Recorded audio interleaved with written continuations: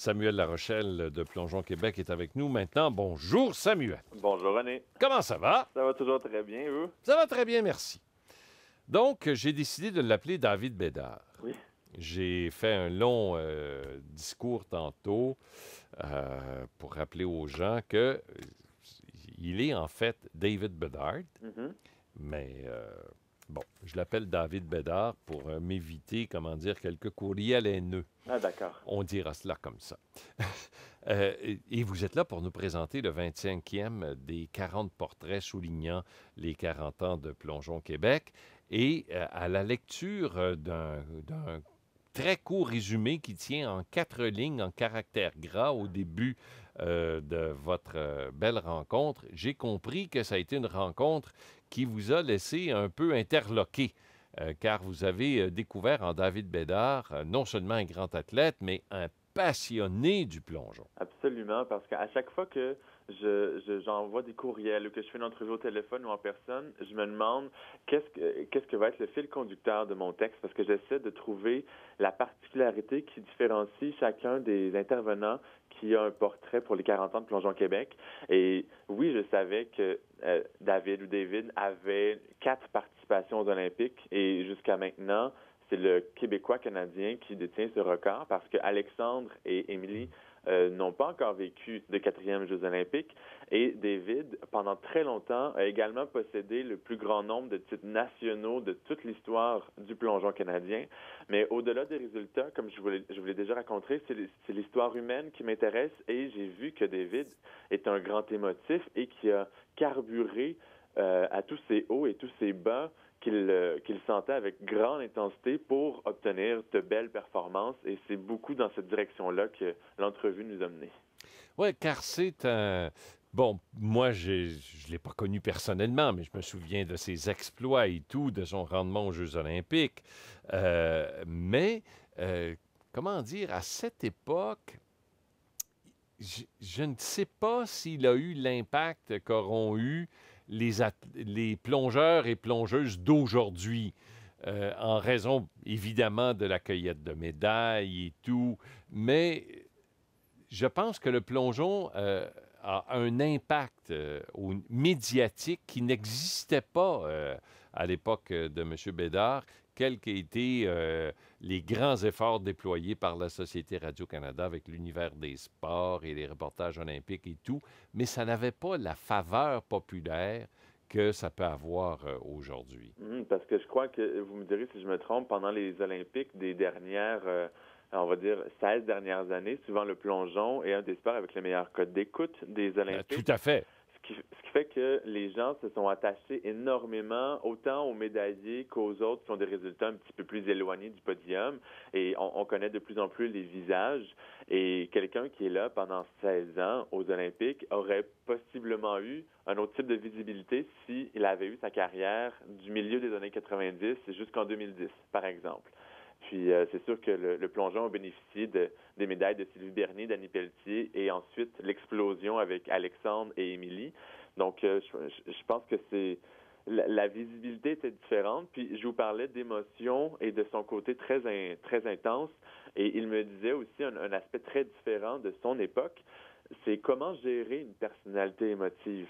Parce que les psychologues sportifs, à l'époque de Sylvie Bernier ou de David Bedard, ça n'existait pas. C'était pas monnaie courante. Ce qui fait que comment arriver à gérer un tout petit garçon qui a tant d'énergie, qui a tant d'émotions. Il me racontait il a navigué d'un entraîneur à l'autre parce qu'il n'y a personne qui était capable de le contrôler, de gérer ou d'être capable de faire quelque chose de bien avec tout ce qui se passait en lui, jusqu'à ce qu'il tombe sur une entraîneur de nationalité australienne qui travaillait à Pointe-Claire, qui s'appelle Elizabeth Jack.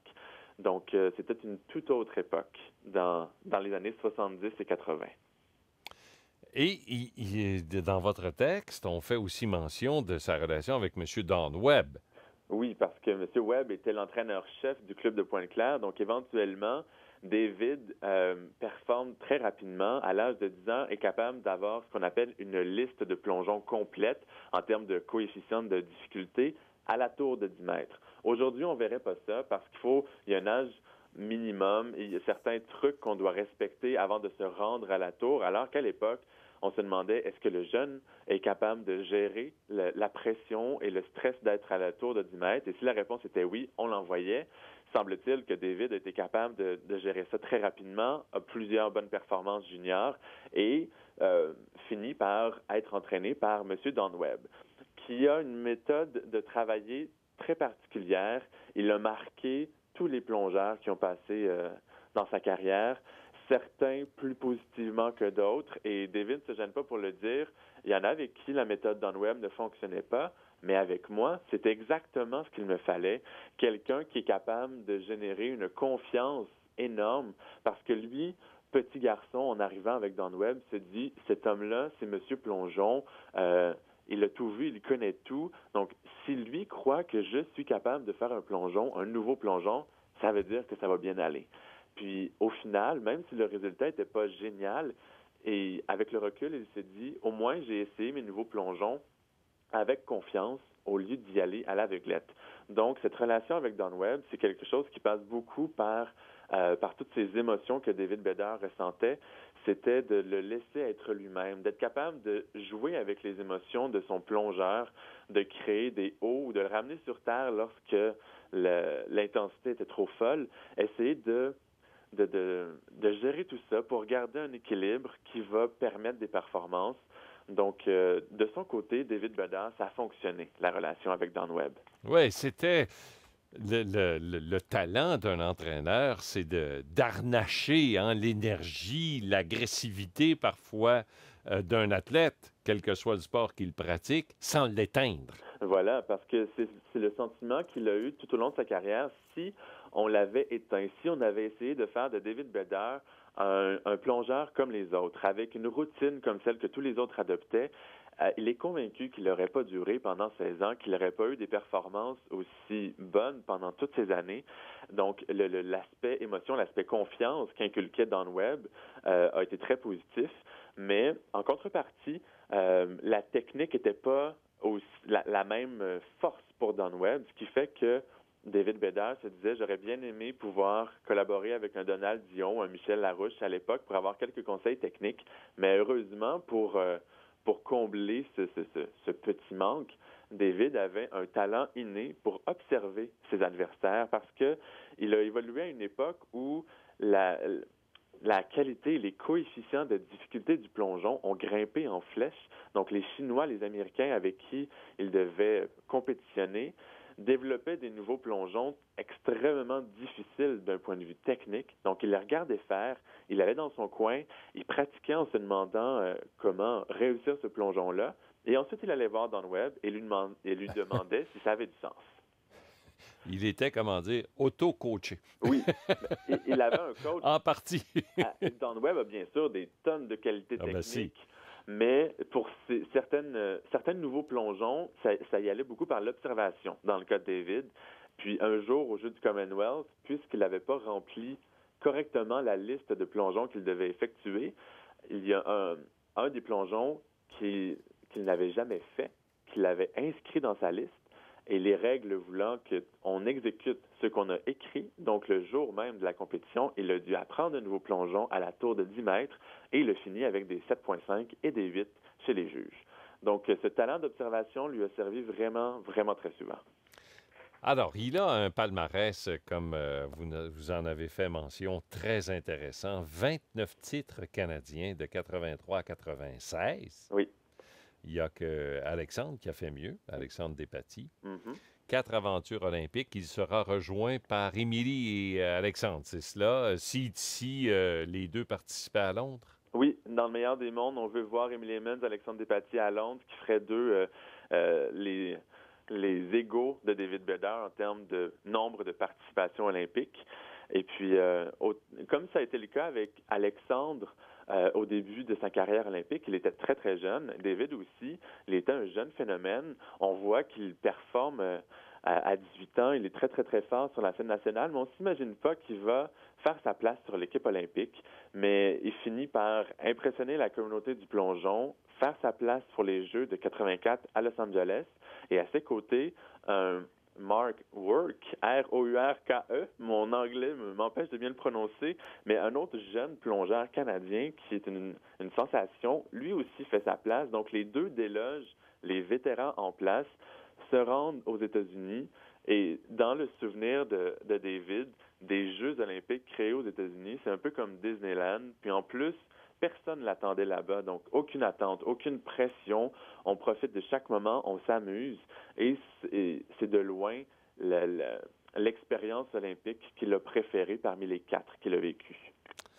Je n'étais pas commentateur de plongeon à cette époque, mais j'ai participé à la couverture de Radio-Canada de ces Jeux de 1984 qui ont été présentés dans une ambiance après les boycotts là, des pays africains en 1976, de presque tout le bloc de l'Ouest au grand complet en 80, retour d'un boycott des pays de l'Est en 1984.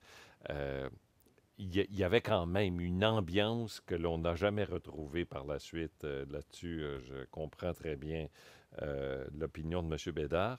Quelqu'un qui était autant observateur, on comprend qu'au terme de sa carrière, car il a participé aux Jeux olympiques jusqu'à 1996, Oui. inclusivement, alors qu'il avait 30 ans, mais au terme de cette carrière d'athlète, on n'est pas étonné de voir qu'il a finalement opté pour devenir entraîneur. Oui, peu à peu, après toutes ces expériences olympiques, en fait, après 92, après Barcelone, il se cherchait, c'était pas très clair dans sa tête ce qu'il voulait devenir après la carrière de plongeur, mais en 96, il sentait que l'heure à la transition était venue, décide de travailler un peu dans son domaine d'études en tant que designer graphique, commence à entraîner à temps partiel au club de Pointe-Claire où il a évolué pendant toute sa carrière, finalement devient entraîneur à temps plein et devient, si on veut, l'assistant de Iwali, qui est l'entraîneur-chef et entraîneur d'Emily Emmons par le fait même. Et pour lui, il veut encore faire en sorte que les plongeurs réalisent tout le potentiel qu'ils ont en eux, qu'ils se dépassent eux-mêmes et que le plongeon devienne la chose la plus merveilleuse qu'ils auront jamais vécue, et tout ça en les laissant être eux-mêmes, comme certains entraîneurs ont appris à lui laisser la chance d'être lui-même et performer à travers tout ça. Samuel Larochelle, merci beaucoup de nous offrir votre immense talent de communicateur et que continuez votre très, très bon travail. Je rappelle que les gens qui veulent en savoir davantage, qui voudraient lire votre document, peuvent le faire sur le site Internet de Plongeon Québec. Et toutes les entrevues réalisées avec vous sont également archivées sur le site dans la même section, donc c'est toujours un plaisir de vous parler. Merci beaucoup, Samuel. Bonne journée. Au revoir. Au revoir.